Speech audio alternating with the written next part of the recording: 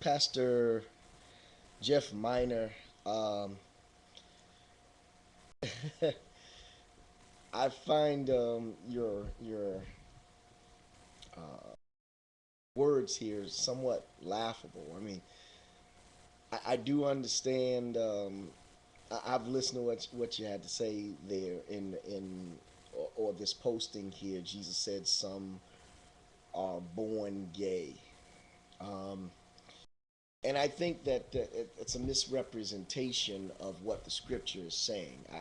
I think it's a gross misrepresentation of what the scripture is saying in Matthew 19, 10, and 12, or 10 to 12. Um, when Jesus spoke about eunuchs, he was speaking about men that had zero sexual functionality. Okay, so let's be clear, and I've said this before in an earlier video.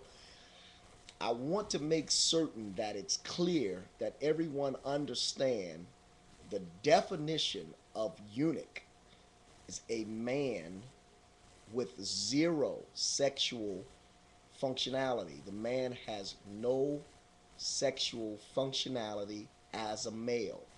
Now, when Jesus was speaking about those that were born eunuchs, that meant men that were born for whatever reason with zero male functionality, whether or not it was due to an impalement or impairment, I'm sorry, or a disability, or perhaps a birth defect. Okay, and let's be clear on the fact when it says that some were made eunuchs, meaning masters, as you mentioned, out of an abundance of caution, had them castrated, and some became eunuchs of their own accord. They had themselves castrated so that they would not suffer the lust of the flesh, or so that they would not suffer the lust of the flesh. And the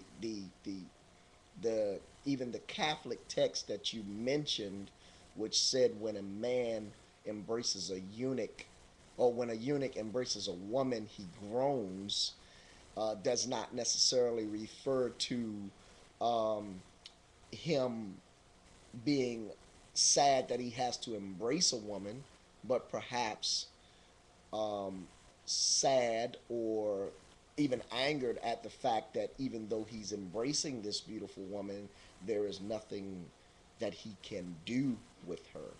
So now, to address the fact that some eunuchs were probably homosexuals, I don't doubt that. I mean, that's not. I don't doubt that if a man has no sexual functionality as a male, that in an attempt to find some type of stimulation, that he would attach himself or become used by or address this sexual issue with other men, uh, and not to be crass, but you all the adults, understanding adults, get the image of what I'm saying.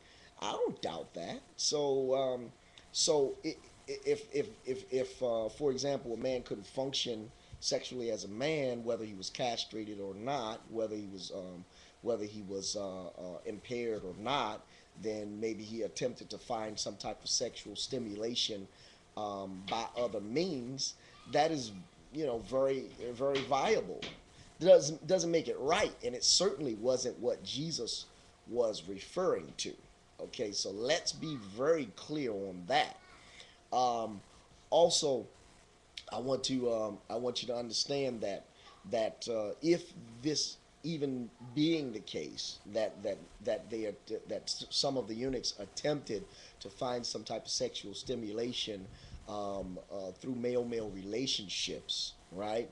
Then if and we know the court of popular opinion. Okay, so and as if you're a homosexual watching this video, then I'm sure you will agree that the court of public opinion is widely skewed. I have some friends. My wife who went to cosmetology school, went to school with some male friends that were in her class that were studying cosmetology. They had to learn the dyeing and curling and wet setting and chemical process and all of the things that she had to learn. They had to learn it also.